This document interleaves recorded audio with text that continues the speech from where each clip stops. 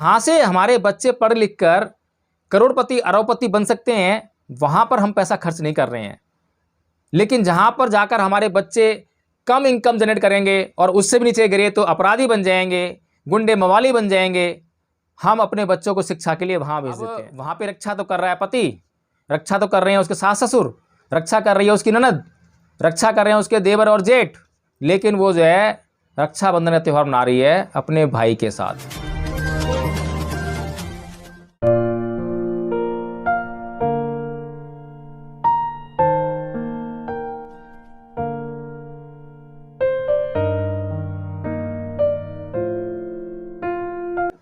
जय भीम, नमो बुद्ध। साथियों आप देख रहे हैं मेरा अपना यूट्यूब चैनल धम्मपथ इंडिया।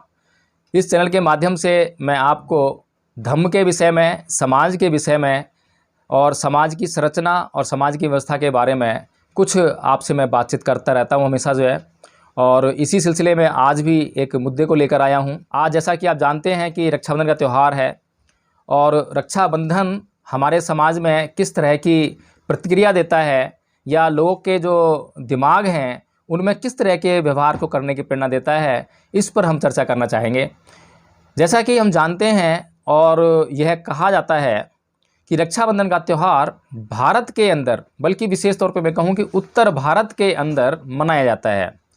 यह त्यौहार भारत में जो लड़कियां हैं वे इसको मनाती हैं और इस दिन अपने भाइयों को एक धागा बांधती हैं और उस धागे को बांधकर वो ऐसा समझती हैं कि अब उनके भाई उनकी रक्षा करेंगे और यह एग्रीमेंट जो है उनका अगले साल तक के लिए होता है और अगले साल उनको जो है फिर से इसका रिन्यूअल कराना होता है। तो हर साल ये जो रक्षाबंधन का त्यौहार आता है और हर साल जो है यह रक्षा करने का जो वचन है इसको रिन्यू करना पड़ता है भाई को जो है। और ये जो वचन होता है खाली धागा बांधने से ही नहीं दिया जाता, बल्कि इसके पीछे जो है बहुत लंबी चौड़ी प्रक्रिया को और जोड़ दिया गया है। जैसे कि बहन जो है कुछ खाने पीने का सामान, मिठाई वगैरह, गोला मिश्री, पता नहीं क्या क्या जो है, मुझे पता भी नहीं है। बचपन में थे जब क्या नाम है हमने देखा था अपनी माँ को जो है अपने भाइयों से कभी रक्षाबंधन का त्यौहार मनाते हुए, तो उस वक्त की कुछ यादें हैं जिसमें कि मतलब कुछ गोला मिश्री वगैरह कुछ शामिल हुआ करते थे। थाली में जो है मिठाई का डब्बा भी शायद हुआ करता था। और उसके बाद जब वह धागा बांध दिया जाता था भाई को बहन के द्वारा, तो उसके बाद भाई जो है कुछ पैसे दिया करता था। अब जितने का सामान आया है, यानी कि अगर बहन 100 रुपये का सामान लेकर गई है और अगर भाई ने 100 रुपये दिए तो बहन जो है थोड़ा सा संकोच करती है कि जितने का सामान लेकर गई हूँ कुछ फ़ायदा नहीं हुआ, उतने ही पैसे वापस मिल गए। अगर 100 रुपये के 200 रुपये मिलते हैं तो वह सोचती है कि फ़ायदे की डील हुई है, 100 के 200 मिले हैं यानी 100 रुपये कमा लिए हैं। अगर 100 से कम मिलते हैं तो वहाँ पर वो झगड़ा भी कर लेती है अपने भाई से कि मेरे तो इतने का तो सामान लग गया और इतने पैसे भी नहीं दिए। ये रक्षाबंधन के त्यौहार पर मैंने वो घटनाएं बताई हैं जो आप अक्सर देखते होंगे और इस त्यौहार पर भी देखेंगे आपसे। अब इसमें रक्षा का कोई सिलसिला नहीं है, रक्षा की कोई भावना नहीं है। ना तो बहन भाई को इस भावना से धागा बांध रही है कि उसकी रक्षा हो, ना भाई जो है उसको इस भावना से पैसे दे रहा है कि मैं उसकी पैसे देकर कुछ मदद कर रहा हूं या रक्षा करने का काम कर रहा हूं। और सबसे बड़ा ताज्जुब की बात तो ये है कि बहन की जब शादी हो जाती है तो भाई से दूर हो जाती है। अब मान लो कोई बहन जो है दिल्ली में रहती है, अब उसकी शादी हो गई कलकत्ता में होगी मान लो। अब कलकत्ता यहाँ से बहुत दूर है, कलकत्ता आना जाना, अब बहन के ऊपर कोई संकट आया तो भाई रक्षा कैसे करेगा। लेकिन उस रक्षाबंधन के त्यौहार को मनाने के लिए बहन कलकत्ता से हर बार या तो राखी भेजती है या खुद आती है, यानी कि उसको जो है एक अंधी परंपरा का मोड़ दे दिया। अंधी परंपरा के रूप में उसको मनाने लगे, बस मनानी है इसलिए मनानी है। उसका क्या यूज़ है, क्या कारण है, क्या उसकी औपचारिकता रह गई हैं, उससे कोई लेना देना नहीं है। अब बस मनानी है तो मनानी है। अब वहाँ पे रक्षा तो कर रहा है पति, रक्षा तो कर रहे हैं उसके सास ससुर, रक्षा कर रही है उसकी ननद, रक्षा कर रहे हैं उसके देवर और जेठ, लेकिन वो जो है रक्षाबंधन का त्यौहार मना रही है अपने भाई के साथ। तो ये पहली प्रथा नहीं है, पहला त्यौहार नहीं है जो इतना उल्टा सीधा आड़ा तिरछा बेबुनियाद बेतुका त्यौहार हमने देखा हो। हिंदू धर्म में हमें एक भी त्यौहार जो है ऐसा नहीं देखने को मिलता है जिसके कुछ सिर पैर हों, जिसका कोई तुक बनता हो, जिसका कोई लॉजिक हो। सारे के सारे त्यौहार इलॉजिकल। और सबसे बड़ी बात तो ये है कि इन त्योहारों को मनाने में इतना पैसा हमारा जो व्यय होता है, हमारे समाज का इतना पैसा व्यय होता है। अब हमारे देश की जो जनसंख्या है वो 130 करोड़ के आसपास है। अगर हम एक मोटा मोटा सा भी आंकड़ा उठा के चलें, एक मोटा सा आंकड़ा, मैं बस 1 करोड़ का आंकड़ा लेके चलूँगा, जबकि रक्षाबंधन का त्यौहार मनाने वालों की संख्या कम से कम 50 करोड़ इस देश में होगी। लेकिन मैं 1 करोड़ का आंकड़ा लेकर आपको जो है बस मोटे मोटे तौर पे कुछ बातें समझा देता हूँ। अब जो रक्षाबंधन में जो धागा बांधते हैं, यानी रक्षाबंधन जिसे कहते हैं राखी, वो उसकी कीमत क्या होती है? आपको जो रक्षाबंधन है वो 5 रुपये से लेकर 200 रुपये, 250 रुपये, 500 रुपये तक की राखी मिल जाती है। हज़ार रुपये की राखी मिलेंगी आपको। सोने चांदी क्या उसको? लेकिन अगर मैं वो 5 रुपये की राखी की बात करूं और 50 करोड़ महिलाएं, मैंने तो कहा था 1 करोड़ के लिए, तो मैं 1 करोड़ की बात करता हूं। अगर 1 करोड़ महिलाएं 5 रुपये की राखी भी बांध रही हैं तो कितने रुपए का धागा हो गया? यानी कि सीधे सीधे 5 करोड़ रुपया समाज की जेब से निकलकर वहाँ पर चला गया। अब उस धागे की कीमत क्या है? उस धागे की कीमत 5 रुपये नहीं है, उस धागे की कीमत मुश्किल से 50 पैसे या 1 रुपया, इससे अधिक नहीं है। और आपके आसपास कहीं पर भी बहुत सी जगह पर राखियाँ बनाने का काम होता है, तो वहाँ जो राखियाँ बनाने वाली महिलाएँ हैं उनसे पूछना एक बार ज़रा कि उनको मेहनताना कितना मिलता है। 10 पैसे पर पीस के हिसाब से वो राखियाँ तैयार करती हैं। यानी कि जो राखी बनाने में जो मज़दूर लगे हुए हैं उनको कुछ नहीं मिलता। मज़दूर कौन है? आप और हम लोग मज़दूर हैं, और हमें उसमें कोई हिस्सेदारी नहीं है। इस व्यवसाय में, इस धंधे में हमारी कोई हिस्सेदारी नहीं है। हमारी तो जितना हम राखी बना के कमाएंगे उतना तो राखी के दिन जो है हम लुटा देंगे। तो ये जो सिस्टम है ये कोई 5 करोड़ रुपए की डील नहीं है, ये कई अरबों खरबों रुपए का बिजनेस है एक दिन में, जिसको कि अगर मैं सामाजिक दृष्टिकोण से कहूँ तो एक जो गरीब तबका है, गरीब वर्ग है, जिसके पास खाने के लिए लाले हैं, जिसके पास शिक्षा प्राप्त करने के लिए पैसे नहीं है, लेकिन वो अपने इन अंधविश्वास भरे त्योहारों को मनाने में अपना बेफिजूल में पैसा खर्च करता है, ये उसकी जेब से निकलकर उस बनिए की जेब में जाता है। और वो बनिया जो कि पूंजीपति है वो आपके ऊपर अत्याचार करने से कभी नहीं चूकता है। और आपके ऊपर आज जितने भी अत्याचार हो रहे हैं उसके लिए कहीं ना कहीं यही सिस्टम जो है जिम्मेदार है, क्योंकि आप आर्थिक रूप से कमज़ोर हैं, इसलिए आपकी समाज में इज्जत नहीं है, इसलिए आपको जो है थाने में आते हैं वहाँ इज्जत नहीं है, फिर आप जो कचहरी आते हैं वहाँ पर आपके पास पैसे नहीं है अच्छा वकील करने के लिए। यानी कि आपकी प्रताड़ना का एक मुख्य कारण आपकी आर्थिक स्थिति है, आपकी गरीबी है। फिर जितने आप जो है ये त्यौहार बनाते हैं, रक्षाबंधन का भी त्यौहार ले लीजिए, उसी में इस पर जो पैसा खर्च करने में आप कभी हिचकते नहीं हैं। आपकी बहन आई आपके घर पे तो आप उसको जो है बड़ी इज्जत से, शान शौकत से, अपने झूठे अभिमान के लिए, अपने घमंड के लिए आप उसको बढ़ चढ़ कर देते हैं। वो 100 रुपये का सामान लेकर आई हो तो आप जो है 1000 रुपया देंगे, 2000 रुपया देंगे, 5000 रुपया देंगे, देते हैं आप।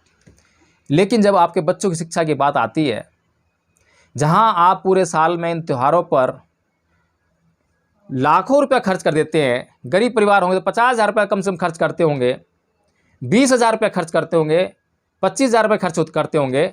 लेकिन जब आपके बच्चों की शिक्षा की बात आती है तो आप उनके लिए सिर्फ सरकारी स्कूल ढूंढते हैं।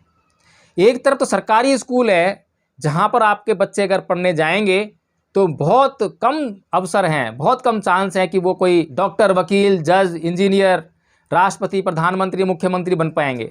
बहुत कम अवसर हैं, बहुत कम चांस है, कोई बिरले ही व्यक्ति निकले जो अच्छी जॉब कोई पाले। आपके बच्चे जो है ये देखेंगे, और अक्सर हमने जो अगर आंकड़ा उठाकर देखें तो वे बच्चे जो सरकारी स्कूल से पढ़े लिखे हैं वे 10,000, 15,000, 20,000, 25,000 रुपये की जॉब करते हुए आज आपको मिलेंगे। इससे ज़्यादा का उनका वो नहीं है।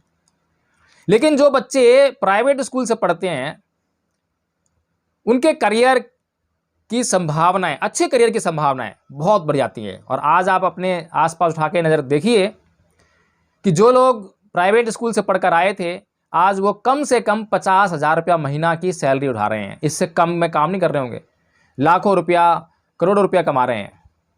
तो जहाँ से हमारे बच्चे पढ़ लिख कर करोड़पति, अरबपति बन सकते हैं, वहाँ पर हम पैसा खर्च नहीं कर रहे हैं। लेकिन जहाँ पर जाकर हमारे बच्चे कम इनकम जनरेट करेंगे और उससे भी नीचे गिरे तो अपराधी बन जाएंगे, गुंडे मवाली बन जाएंगे, हम अपने बच्चों को शिक्षा के लिए वहाँ भेज देते हैं। कितना भारी नुकसान हम अपने बच्चों के साथ में कर रहे हैं। तो हमें अपने बच्चों को इस नुकसान से बचाने के लिए हमें इस देश में ये जो हमारी जेब जो खाली कराने के जो षड्यंत्र हैं, जो प्रयोजन हैं, इनको समझना चाहिए। अगर हम राखी का त्यौहार नहीं मनाएंगे तो क्या होगा? अगर हम दिवाली का त्यौहार नहीं मनाएंगे तो क्या होगा? अगर हम होली नहीं मनाएंगे तो क्या होगा? इसको हमें समझना चाहिए। अगर हम इस बात को समझ लेते हैं तो हम अपनी आर्थिक स्थिति को मजबूत कर लेंगे। इसी के साथ एक मोटी सी बात करना चाहता हूँ। हमारा समाज गरीब है, अब गरीब लोगों को इकट्ठा हो जाना चाहिए। कार्ल मार्क्स ने अपनी थ्योरी में बहुत बढ़िया बात कही कि ए दुनिया भर के मजदूरों, ए फैक्ट्री के मजदूरों, तुम संख्या में ज़्यादा हो और एक फैक्ट्री का मालिक है और तुम संख्या में कम से कम 50 तो हो, 100-200 की संख्या तुम्हारी है।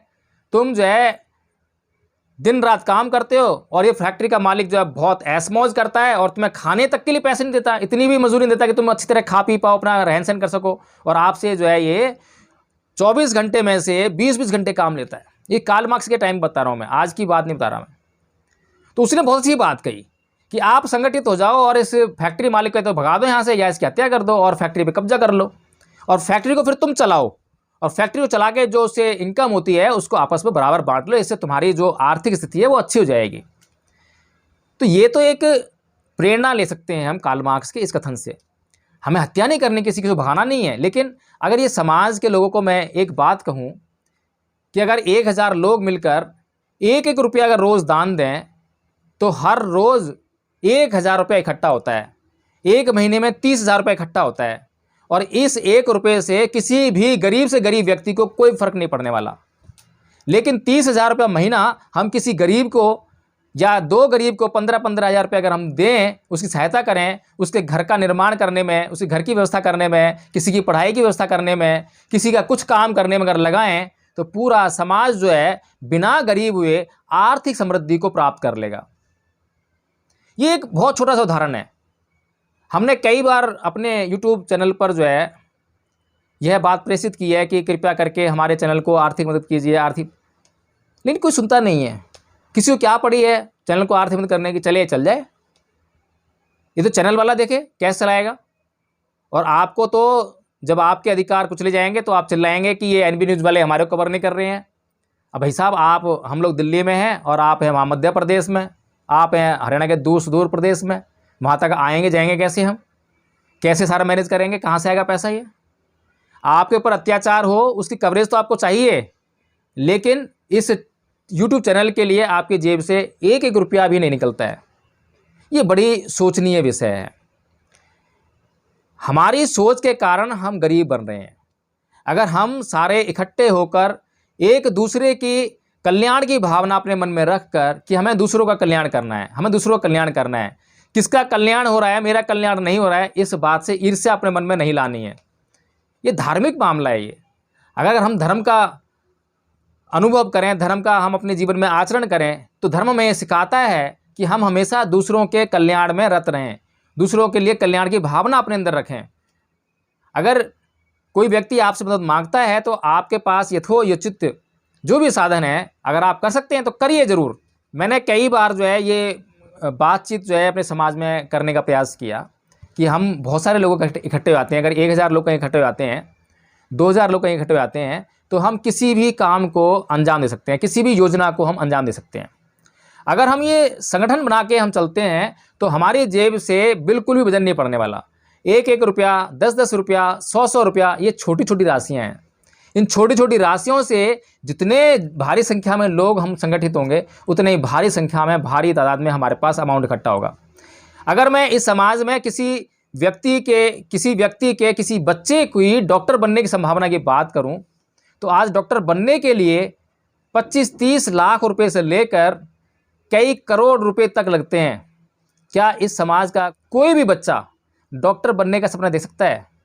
लेकिन अगर हम इस तरह का संगठन बना लें, इस तरह की कोई व्यवस्था बना लें तो जितने भी बच्चे हमारे समाज में से निकलेंगे, जिनके अंदर प्रतिभा होगी, जो मेडिकल में एडमिशन ले सकेंगे, जिनके लिए सिर्फ खर्च करने की व्यवस्था करनी है, तो हमारे समाज का कोई भी होनहार बच्चा डॉक्टर बनने से वंचित नहीं होगा।